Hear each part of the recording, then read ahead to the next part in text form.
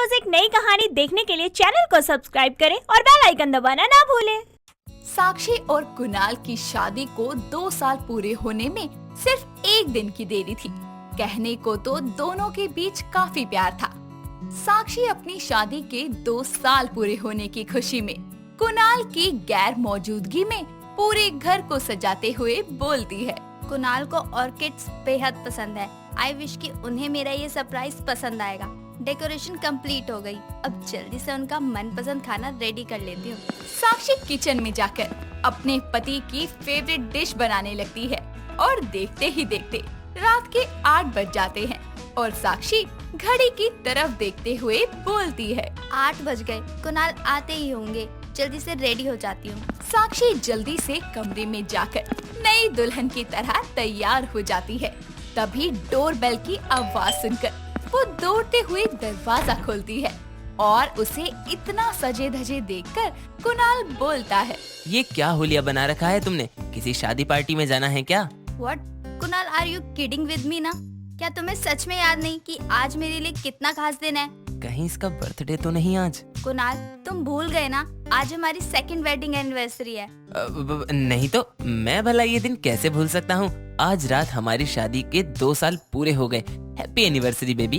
कुणाल के इतना बोलते ही साक्षी उसे हक कर लेती है और कुणाल अपने मन में बोलता है, बाल बाल बच गया आज तो।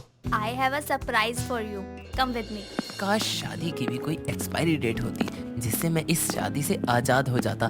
2 साल से एक ही डिश खाकर मैं बोर हो गया हूँ। साक्षी कुणाल से बहुत प्यार करती थी, इसीलिए वो अपनी शादी के रिश्ते को दिल से निभाती थी। लेकिन इसके अपोजिट कुणाल हर जगह हॉट लड़कियों को देखकर अपनी आंखें सेकता और उनके साथ फ्लर्ट करने के लिए भी बिल्कुल नहीं हिचकिचाता और उसकी इस अश्लील हरकतों में उसका साथ देता था उसका दोस्त साहिल। वक्त बीतता है और एक दिन कुणाल और साहिल कैफे में बैठकर कॉफी पीते हैं, जहां साहिल बोलता है, और बेटे, कैसी रही कल भाभी के साथ तेरी 2nd एनिवर्सरी? झकास कि बकवास? एकदम बकवास रही। क्यों बे, भाभी ने रात तुझे भोग नहीं लगाया क्या? अबे पगले, रोज रोज तुझे एक ही डिश मिले तो तू उसे उतने ही चाव से खाएगा नहीं ना? साक्षी ने पूरे कमरे को हमारी वेडिंग नाइट के जैसे सजाया था, लेकिन अब उसमें वो बात नहीं। भाई, घर की मुर्गी दाल बराबर ही लगती है, समझा? दोनों बातें कर ही रहे होते हैं कि तभी उनके टेबल के फ्रंट वाले टेबल पर एक हॉट फिगर वाली लड़की समायरा बैठ जाती है और उसे देखकर कुणाल बोलता है, अबे ये तो बिपाशा और प्रियंका से भी ज्यादा हॉट है। कुणाल, वहाँ तेरी दाल नहीं गलने वाली। अबे कमीने, तू मेरा दोस्त है कि दुश्मन? करेले का जूस पीकर आया है क्या जो ऐसे बोल रहा है? सच सबको कड़वा ही लगता है, समझा? इस बार तू कोई हरकत मत करियो, ऐसा ना हो कि वो सुंदरी कयामत बनकर तेरी शामत ले आए। और वैसे भी तू शादीशुदा है। अबे मैं शादीशुदा हूँ, ऐसा मेरे माथे पर लिखा है क्या? इस गुलाब का भंवरा तो मैं ही बनूंगा, ये तेरे भाई का वादा है। इतना बोलकर कुणाल समायरा की तरफ प्यार भरी नजरों से देखने लगता है और अचानक समायरा की नजरें भी कुणाल से टकरा जाती है, जिसके बाद कुणाल उसके टेबल के पास आकर बोलता है, एक्सक्यूज मी, क्या मैं यहाँ बैठ सकता हूँ? या sure, have a seat. Kunal हर बार की तरह अपने झूठे वादों और बातों से समायरा के दिल में जगह बना लेता है, जिसके बाद दोनों अपने कॉन्टैक्ट नंबर्स को एक दूसरे से शेयर करते हैं। वक्त गुजरता है और समायरा मांझे की तरह उसकी तरफ खिंची चली जाती है। एक दिन दोनों एक कपल पार्क में बैठकर बातें कर रहे होते हैं, जहां समायरा बोलती है, Kunal, I really love you. I love you too baby. हमारे रिलेशनशिप को ऑलमोस्ट 6 मंथ होने वाले हैं। Let's get married. शादी? बेबी इतनी जल्दी क्या है शादी की? मैं पहले अपने पैरों पर खड़ा तो हो जाऊं। मैं नहीं चाहता कि शादी के बाद मैं तुम्हें किसी भी तरह की कमी दूं। मैं तुम्हारे साथ रहना चाहती हूँ, तुम मुझे जैसे रखोगे मैं वैसे रह लूंगी। अब इसे कैसे बताऊं कि मेरी शादी तो ऑलरेडी हो चुकी है। 6 महीने से इसके पीछे अपना टाइम वेस्ट कर रहा हूँ, अब तक दाल नहीं गली, क्या करूँ? कुणाल को ऐसी सोचता देखकर समायरा उसे शक भरी नजरों से देखकर बोलती है, कुणाल, कुणाल, कहाँ खो गए हो? जब भी मैं तुमसे शादी की बात करती हूँ तुम ऐसे ही खो जाते हो। कहीं तुम मुझे चीट तो नहीं कर रहे, या कहीं तुम पहले से शादीशुदा हो? समायरा, तुम मेरे पर शक कर रही हो, इसका मतलब तुम्हें मुझ पर ट्रस्ट नहीं है। मैं अपने बर्थडे प्लानिंग के बारे में सोच रहा था। Oh really? कल तुम्हारा बर्थडे है, तो तुमने पहले क्यों नहीं बताया मुझे? वक्त बीतता है और अगले दिन कुणाल अपने झूठे बर्थडे की आड़ में समायरा को अपने दोस्त साहिल के फ्लैट पर ले जाता है और समायरा बोलती है, कुणाल, यहाँ इतना सन्नाटा क्यों है? क्योंकि मैं अपना बर्थडे सिर्फ मेरी जिंदगी, मेरे प्यार यानी कि तुम्हारे साथ मनाना चाहता हूँ, क्योंकि मेरी लाइफ में तुमसे खास मेरे लिए ना कोई है और ना कोई होगा। इतना प्यार करते हो मुझसे? मैं बहुत खुश नसीब हूँ जो मुझे तुम जैसा प्यार करने वाला पार्टनर मिला। Let's cut the cake, come on. दोनों मिलकर केक कट करते हैं, जिसके बाद समायरा उसे गिफ्ट देती है तो कुणाल बोलता है, मुझे ये नहीं चाहिए, आज मेरा बर्थडे है, इसीलिए आज जो मैं मांगूंगा क्या तुम मुझे वो गिफ्ट दोगी? हाँ, तुम्हारे लिए तो मेरी जान भी हाजिर है। बेबी, तुमने मुझे वादा किया है और अब मुकरना मत। इतना बोलकर कुणाल उसके करीब जाकर उसे किस करता है और उसे गोद में उठाकर बेड पर ले जाने लगता है। तभी समायरा अनकंफर्टेबल फील करते हुए बोलती है, Kunal, what are you doing? ये सही नहीं है, अभी हमारी शादी नहीं हुई है। तुम्हें मुझ पर भरोसा नहीं? देखो मेरी आंखों में, आई लव यू सो मच। प्यार करने वालों के बीच में ये सब नॉर्मल है, और वैसे भी मैं तुम्हारा होने वाला पति हूँ। मैं शादी करूंगा तुमसे। अगर फिर भी तुम्हें मुझ पर भरोसा नहीं है तो मैं अपनी लिमिट क्रॉस नहीं करूंगा। कुणाल समायरा के आगे इमोशनली बातें करके उससे दूर हो जाता है और उसके मगरमच्छ के आंसू देखकर समायरा अगले ही पल पिघलते हुए बोलती है, I trust you Kunal, I am sorry. फंस गई चिड़िया, इस घड़ी के लिए कब से इंतजार कर रहा हूँ। कुणाल लोमड़ी की चाल चलकर समायरा को अपनी हवस का शिकार बनाता है और फ्लैट के सुनसान अंधेरे कमरे में दोनों अपना काबू खोकर एक दूसरे की आगोश में समा जाते हैं। ऐसे ही 2 महीने बीत जाते हैं और समायरा को पता चलता है कि वो कुणाल के बच्चे की माँ बनने वाली है। ये खबर लेकर वो साहिल के फ्लैट की डोरबेल बजाती है और साहिल बोलता है, क्या हुआ समायरा, तुम यहाँ? प्लीज कुणाल को बुला दो, पता नहीं उसे क्या हुआ है। पिछले कुछ दिनों से वो मेरा कॉल भी पिक नहीं कर रहा, ना मुझसे मिलने आया, लेकिन आज मुझे उससे मिलना बहुत जरूरी है। कुणाल यहाँ नहीं रहता, वो अपनी वाइफ साक्षी के साथ रहता है। वाइफ? कुणाल शादीशुदा है और लड़कियों के साथ फ्लर्ट करना तो उसकी आदत है। साहिल के मुंह से सच सुनकर समायरा के पैरों तले जमीन खिसक जाती है और वो कुणाल के घर का पता लेकर उसके घर पहुंचती है, जहां वो कुणाल का कॉलर पकड़ते हुए बोलती है, how dare you Kunal, you cheater, liar. तुमने मुझसे झूठ बोला कि तुम शादीशुदा नहीं हो, मेरे साथ प्यार का नाटक किया। कौन हो तुम और तुम्हारी हिम्मत कैसे हुई मेरे पति का कॉलर पकड़ने की? मैं इसके होने वाले बच्चे की माँ हूँ। इसका मतलब पिछले कुछ महीनों से तुम मेरे पति के साथ अय्याशी कर रही थी, कुल छर्रे उड़ा रही थी। और क्या कहा तुमने? बच्चा? 7 फेरे और रस्मों के साथ पूरे समाज के सामने मेरी शादी हुई है इनसे। मैं पत्नी हूँ कुणाल की। तो फिर मैं कौन हूँ? तुम सिर्फ मेरी सौतन हो, इससे ज्यादा कुछ नहीं बन सकती, क्योंकि इस समाज में बिन ब्याही माँ के बच्चे को नाजायज कहा जाता है।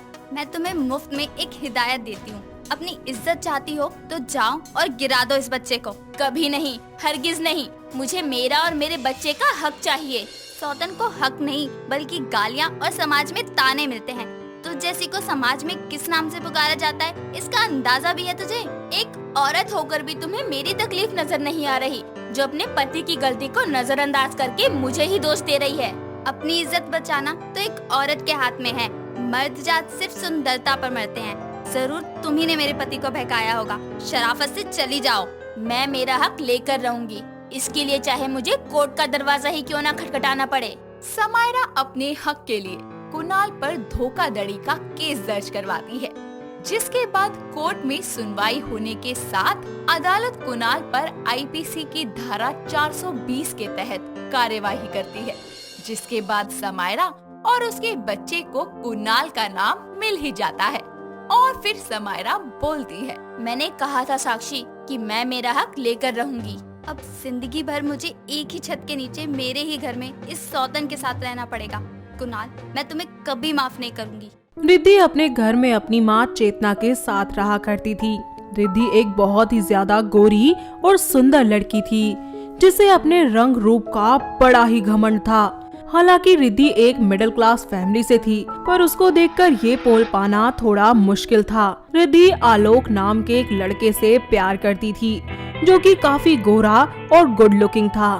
ऐसे ही एक दिन वो आलोक से मिलती है और उससे बोलती है, आलोक, वैसे तो तुम मुझे सब कुछ बताते हो, पर अपने फैमिली के बारे में कभी कुछ भी नहीं बताया। बताओ ना, तुम्हारी फैमिली में कौन कौन है? मेरे घर में मैं और मेरी एक छोटी बहन है दिशा। वाओ, तुम्हारी एक छोटी बहन भी है और तुमने मुझे कभी बताया भी नहीं, मिलवाया भी नहीं उससे। मिल लेना, पर वो अभी यहाँ नहीं है, हॉस्टल में है। कुछ दिनों में आने वाली है, जब आ जाएगी तब मिल लेना। दोनों बात ही कर रहे होते हैं कि तभी उसकी नजर एक कपल पर जाती है, जिन्हें देखकर रिद्धि जोर से हंसते हुए आलोक से बोलती है, आलोक, पता नहीं आजकल लोगों की पसंद को क्या हो गया है। क्या हुआ रिद्धि, इतना क्यों हंस रही हो? सामने उस कपल को तो देखो, लड़का कितना स्मार्ट और हैंडसम है और लड़की कैसी है, दूध में पड़ी मक्खी जैसी। अरे पता नहीं कैसे उस लड़के ने इस काली सी लड़की को पसंद कर लिया। रिद्धि का ये बिहेवियर देखकर वो अपनी बहन दिशा के बारे में सोचने लगता है और मन ही मन बोलता है, दिशा भी सांवली है, अगर अभी इसे उससे मिलवाया तो पता नहीं कैसे रिएक्ट करेगी। और रिद्धि को मैं खोना नहीं चाहता। अगर दिशा को देखकर रिद्धि मुझसे दूर हो गई तो नहीं नहीं नहीं नहीं नहीं, इससे अच्छा होगा मैं शादी के बाद ही दोनों को मिलवाऊं। ये सब सोचकर आलोक रिद्धि के घर जाकर उसकी माँ से उसका हाथ मांग लेता है और उसकी माँ भी उनके रिश्ते के लिए मान जाती है। जिसके बाद कुछ ही दिनों में वो दोनों शादी करने के लिए कोर्ट जाते हैं, जहाँ रिद्धि आलोक से बोलती है, क्या आलोक, अब तो दिशा भी आ चुकी है और आज के दिन भी तुम उसे लेकर नहीं आए? वो खुद नहीं आई, बोलने लगी भाभी आएगी तो कोई तो होना चाहिए ना उनका स्वागत करने के लिए। ये सुनकर वो दोनों आगे बढ़ते हैं और कोर्ट मैरिज कर लेते हैं। जिसके बाद जब वो घर आते हैं तो दिशा अपनी भाभी का स्वागत करती है और उसको देखते ही रिद्धि आलोक से बोलती है, ये कौन है? ये तुम्हारी ननद, मेरी प्यारी बहन दिशा। ये तुम्हारी बहन है? सच में? अरे खुद को देखो और इसको देखो, अरे दिन रात लगते हो तुम दोनों। सांवले रंग वाले इंसान नहीं होते क्या? और आपके घर में कोई सांवला नहीं है? छोटी हो तो छोटी बनकर रहो, समझ गई? ज्यादा जबान चलाने की जरूरत नहीं है। और हटो मेरे रास्ते से, क्या काली बिल्ली बनकर मेरे रास्ते में खड़ी हो? रिद्धि, ये क्या बदतमीजी है जिससे तुम ऐसे बात कर रही हो? वो मेरी बहन है, समझी? आलोक वहाँ से गुस्से में चला जाता है और रिद्धि उसको मनाने लगती है। वहीं दिशा आकर 2 मिनट में अपने भाई को मना लेती है और बोलती है, भैया, ये तो ननद भाभी का प्यार है और भाभी आई है तो उनके लिए कुछ अच्छा सा स्पेशल करो। आलोक मान जाता है और सबको डिनर के लिए एक रेस्टोरेंट लेकर जाता है, जहां दिशा अपनी भाभी और भाई से कहती है, वाओ भैया, मैं तो आपकी शादी का ही वेट कर रही थी। क्यों, कोई और शौक देना है क्या? नहीं भाभी, बस कुछ बताना था। क्या बताना है, बता। तेरा भाई हमेशा तेरे साथ है।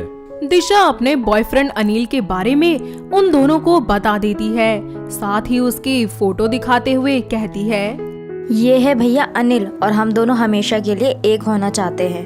रिद्धि बेटा, कुछ कर और इसको इसकी असली औकात दिखा। इसने आज तेरी बेइज्जती की थी और भूल मत, इसी की वजह से आलोक ने तुझ पर पहली बार गुस्सा किया था। तो मिलवाना। दिशा ये सब कुछ सुनकर बहुत खुश हो जाती है और अनिल को फोन करके अगले हफ्ते ही उसे घर आने को बोलती है। ऐसे ही 2 दिन बीत जाते हैं और रिद्धि उसके पास आकर अपना और उसका हाथ मिलाकर उससे बोलती है, तो तुमने अनिल को अपने सांवले रंग से कैसे पटाया? हा? अपना रंग देखो और मेरा देखो, तुम जितनी काली हो मैं उतनी ही गोरी हूँ। भाभी, आप ऐसा क्यों बोल रही हो? और हम दोनों एक दूसरे से प्यार करते हैं। अरे तुम तो बुरा मान गई दिशा, मैं तो मजाक कर रही थी, क्योंकि आजकल के लोग ना ये बड़ा गोरे काले का भेदभाव करते हैं। औरों का तो पता नहीं, पर आप जरूर करती हो भाभी। इसकी तो सारी हेकड़ी निकालूंगी मैं। रिद्धि मुंह बनाकर वहाँ से चली जाती है और कुछ ही दिनों बाद अनिल रात को डिनर पर आता है। सभी आपस में एक दूसरे से बातें करते हैं और थोड़ी देर बाद सब मिलकर वहाँ से जाने लगते हैं। तभी बाहर जाकर रिद्धि अनिल को रोककर उससे कहती है, आप तो अच्छे घर से लग रहे हैं। आपकी शादी किसी ऐसी लड़की से ना हो जो आपके घर की बहू बनने लायक ना हो। भाभी, ये आप कैसी बातें कर रही हो? मुझे पता था कि आप मेरी बातों का यकीन बिल्कुल नहीं करेंगे, इसीलिए मैं आपको कुछ दिखाना चाहती हूँ। रिद्धि अनिल को दिशा की कुछ गंदी सी पिक्चर्स दिखाती है जिसमें वो किसी और के साथ होती है। ये सब देखकर अनिल बिना दिशा से कुछ बात किए उसे हमेशा के लिए ब्लॉक कर देता है और अपनी जिंदगी से बाहर निकाल देता है। अनिल का ऐसा रवैया देखकर दिशा को कुछ समझ नहीं आता और वो अकेले रहना शुरू कर देती है।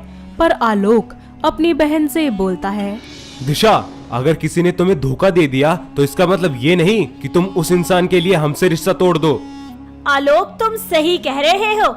मुझे तो लगता है कि अनिल ने दिशा को उसके सावरे रंग की वजह से छोड़ा होगा। तुम ही देखो ना, कहाँ वो इतना गोरा चिट्टा और कहाँ हमारी दिशा। मैं थोड़ी देर अकेला रहना चाहती हूँ बस। आलोक अपनी बहन को संभाल ही रहा होता है कि तभी रिद्धि के पास एक अननोन नंबर से फोन आता है और उसको पता चलता है कि उसकी माँ का एक्सीडेंट हो गया और उनके इलाज के लिए 4 लाख रुपए हॉस्पिटल में जमा करने हैं।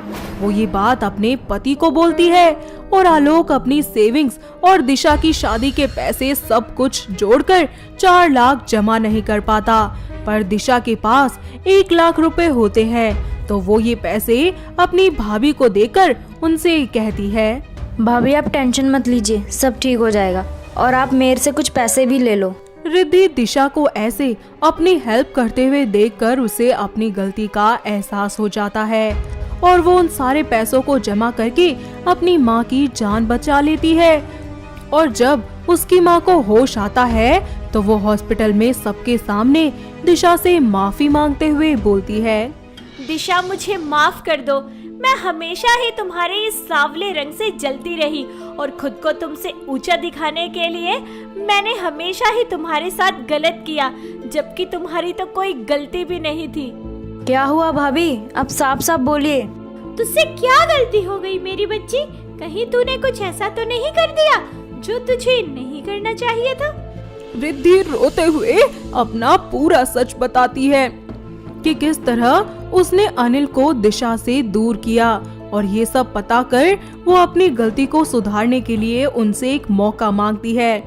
सभी लोग उस पर बहुत गुस्सा होते हैं पर उसे ऐसे माफी मांगता हुआ देखकर उसे एक मौका दे देते हैं। रिद्धि सब कुछ पहले की तरह ठीक कर देती है।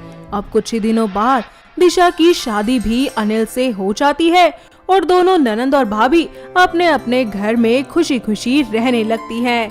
जिसके बाद रिद्धि भी गोरे और सांवले रंग में भेदभाव करना छोड़ देती है। सिमर और प्रेम दोनों बेस्ट फ्रेंड्स थे। दोनों एक ही कॉलेज में पढ़ा करते थे। ऐसे ही एक दिन सिमर कॉलेज के लिए बस स्टैंड पर प्रेम का इंतजार कर रही थी। तभी प्रेम बाइक से वहाँ पर आता है और उससे कहता है, और मोटी, बाइक पे बैठने से पहले ये बता कि क्या लाई है मेरे खाने के लिए। अबे ओ मोटे, मैं तेरी गर्लफ्रेंड नहीं हूँ जो तेरे लिए रोज रोज खाना बना कर लाऊंगी और तुझसे आकर बोलूंगी मेरे बाबू ने खाना खाया। तो मैं भी तेरा बॉयफ्रेंड नहीं हूँ जो तुझे लेने और छोड़ने जाऊँ। अच्छा, तो तू मुझे लेने आता है या फिर छोड़ने जाता है, बताइए जरा। तो क्या? मैं तो बैठूंगी तेरी बाइक पे और जिद से बैठूंगी। अरे तुझे जो करना है ना कर ले मोटे। हाँ बैठ मोटी, अभी बताता हूँ तुझे। सिमर जैसे ही बाइक पर बैठने जाती है वैसे ही प्रेम बाइक आगे ले जाता है और सिमर नीचे गिर जाती है। तभी वो गुस्से से उठकर बोलती है, कुत्ते कमीने, तुझे मैं अभी बताती हूँ, लग जा तू। क्या कर लेगी मोटी? इसी तरह दोनों आपस में लड़ते रहते हैं। ऐसे ही समय बीतता जाता है और दोनों कितना भी लड़े मगर हमेशा एक दूसरे के साथ ही रहा करते, साथ ही खाना खाया करते। ऐसे ही कुछ दिन बीत जाते हैं और एक रात प्रेम सिमर को फोन करके उससे कहता है, हे सिमर, कैसी है तू? अरे इतनी चाशनी कहाँ से टपक रही है? सीधा सीधा बोल, क्या चाहिए? पागल, मैं तेरा बेस्ट फ्रेंड हूँ और मानता हूँ तुझसे लड़ता हूँ, पर तेरी केयर भी बहुत करता हूँ। हाँ, ये बात भी सही है। अब जैसे मैं तुझे कुत्ता बोलती हूँ तो इसका मतलब ये थोड़ी ना है कि तू सच में ही कुत्ता है। तू ना पागल है, हमेशा मजाक। अच्छा, मेरा प्रोजेक्ट फाइल बना देती तो कितना अच्छा होता ना। अच्छा, तो ये बात है, प्रोजेक्ट फाइल बनवानी है जनाब को? हाँ यार, तुझे तो पता है मेरी हैंडराइटिंग देखकर हमेशा कटकरी नंबर मिलते हैं मुझे। प्लीज यार, बना देना। बस इतनी सी बात? मुझे पता है तू जरूर बनाएगी। अबे चल तू, मैं नहीं बना रही, समझा? प्लीज बना देना ना, पहले तो ये बता कि बदले में मुझे क्या मिलेगा? मोटी, आ गई औकात पे। अबे बोल ना, मुंह सिल गया अब तेरा। जो तू बोले। ठीक है, फिर तू मुझे शॉपिंग पे ले जाएगा और मैं जो मांगूंगी वो दिलाएगा। ठीक है। सिमर प्रोजेक्ट फाइल बनाकर प्रेम को दे देती है और अगले दिन उसके साथ शॉपिंग पर जाती है, जहाँ खूब सारी ड्रेसेस खरीद लेती है। साथ ही वो आइसक्रीम भी खाती है और बहुत एंजॉय करती है। फिर शाम को दोनों अपने अपने घर आ जाते हैं। इसी तरह समय बीतता जाता है और सिमर ऐसे ही अपना खूब खर्चा अपने दोस्त प्रेम से करवाया करती। अगले दिन उनके कॉलेज में एक बहुत ही हॉट और सेक्सी सी लड़की रोमा आती है। प्रेम रोमा को देखता है तो सिमर का हाथ छोड़कर रोमा के पास जाकर बोलता है, हे, आप नए हो इस कॉलेज में? हाँ, मैं इस कॉलेज में नई हूँ।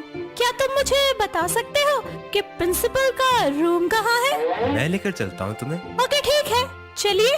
वैसे काफी हॉट है आप। आपको देखते ही मुझे गर्मी से लगने लगी है। अच्छा, तो फिर जो नहा कर आओ, गर्मी लग रही है ना तुमको? वेरी फनी यार। Not so funny, seriously. जाओ नहा कर आओ जाके। प्रेम उसको प्रिंसिपल के रूम तक छोड़ देता है, पर उसके दिमाग में रोमा का चेहरा बस जाता है।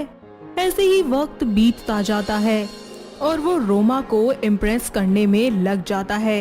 वो कभी उसके लिए फूल ले जाता तो कभी चॉकलेट लाता और हर वक्त उसके आगे पीछे गुड़ पर जमी मक्खी की तरह ही घूमता रहता था। इसी बीच वो सिमर से ना तो बात कर पाता था और ना ही उसे टाइम दे पाता था। ये सब देखकर सिमर को बहुत बुरा लगता है, क्योंकि वो इसे दिल ही दिल में बहुत पसंद करती थी। यहाँ तक कि उसे प्यार भी करने लगी थी, पर कभी भी उससे कह नहीं पाई थी। और रोमा के आ जाने के बाद प्रेम उससे बहुत ही ज्यादा दूर हो गया था। ऐसे ही एक दिन रोमा और प्रेम कॉलेज के कैंटीन में बैठे सैंडविच खा रहे होते हैं।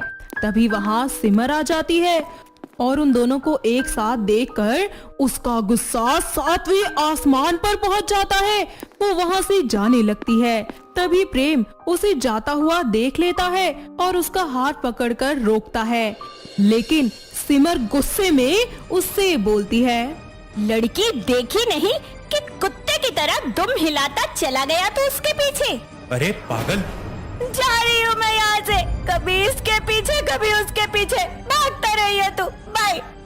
इतना बोलकर सिमर वहाँ से चली जाती है और ऐसे ही कुछ दिन बीत जाते हैं। सिमर ना तो कॉलेज जाती और ना ही प्रेम से फोन पर बात करती है। प्रेम उसको बार बार फोन करता है, लेकिन उसका फोन बंद आता है। ना वो व्हाट्सएप, इंस्टा, फेसबुक कहीं पर भी एक्टिव होती। प्रेम बहुत ही ज्यादा परेशान हो जाता है और इसी बीच प्रेम को महसूस होता है कि वो सिमर से बहुत ज्यादा प्यार करता है और उसके बिना नहीं रह सकता। ऐसे ही समय बीतता जाता है और एक दिन सिमर प्रेम को फोन करती है और उससे बोलती है, कैसा है प्रेम? तू ना बहुत पिटेगी मेरे हाथों से। कहाँ मर गई थी तू? मेरी बात सुन। क्या हुआ, बोल। 15 दिन बाद मेरी शादी है और सुन, तुझे जरूर आना है। क्या शादी? हाँ, शादी है मेरी। अच्छा सुन, तू मुझे 1 बजे ग्रीन पार्क में मिल, कुछ बात करनी है। अच्छा ठीक है। प्रेम ग्रीन पार्क में सिमर को वेट कर रहा होता है। थोड़ी ही देर बाद वो आती है और जैसे ही प्रेम सिमर को देखता है तो उसको हक कर लेता है और दोनों एक दूसरे में खो जाते हैं। थोड़ी ही देर में सिमर बोलती है, बोल प्रेम, क्या हुआ? यार तू शादी क्यों कर रही है किसी और से? यार आज नहीं तो कल करनी तो पड़ेगी ही ना शादी। सारी जिंदगी कुंवारी थोड़ी ना रहूंगी। हाँ मगर किसी और से क्यों?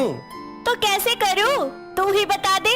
आई लव यू यार, मैं तुझसे बहुत प्यार करता हूँ, तुझे किसी और का होते हुए नहीं देख सकता। अरे बस बस रहने दे, तू जाना कॉलेज की उन हॉट हॉट लड़कियों के पास। नहीं पागल, उन लड़कियों में और तुझ में बहुत फर्क है। लेकिन प्लीज तू शादी मत कर। किससे? जिससे तेरी शादी है 15 दिन बाद। अरे मेरे पागल दोस्त, ये तो मेरा प्लान था, तुझसे तेरे दिल की बात निकलवाने के लिए। कोई शादी नहीं हो रही मेरी। मोटी तू नहीं सुधरेगी, मगर आज तूने बहुत अच्छा काम किया है। अगर ये तू नहीं करती तो मैं कभी समझ ही नहीं पाता कि मैं तुझसे कितना प्यार करता हूँ। आई लव यू मेरी मोटी। आई लव यू टू मेरे कुत्ते। आई मीन टू से प्रेम। दोनों एक दूसरे को गले लगा लेते हैं और ऐसे ही समय बीतता जाता है। कुछ ही दिनों बाद वो दोनों अपने अपने घर वालों को एक दूसरे से मिलवाते हैं और दोनों के परिवार वाले सिमर और प्रेम को एक दूसरे के लिए पसंद कर लेते हैं। कुछ ही महीनों बाद उन दोनों के परिवार वालों की रजामंदी से दोनों बड़ी धूमधाम से शादी कर लेते हैं और सिमर अपने ससुराल की सारी जिम्मेदारियां बखूबी संभाल लेती है और अपने पूरे परिवार के साथ खुशी खुशी रहने लगती है। तो दोस्तों, कैसी लगी आपको हमारी ये बेस्ट फ्रेंड बनी गर्लफ्रेंड की कहानी? क्या आपके घर के आसपास भी है कोई ऐसे बेस्ट फ्रेंड्स जो कि एक दूसरे से इतना ही प्यार करते हो? अगर हाँ तो उन्हें ये वीडियो दिखाइए और हमें कमेंट करके बताइए। दोस्तों, अगर आपको ये कहानी पसंद आई तो इसे लाइक करें, शेयर करें और कमेंट करके बताएं कि कहानी में आपको सबसे अच्छा क्या लगा।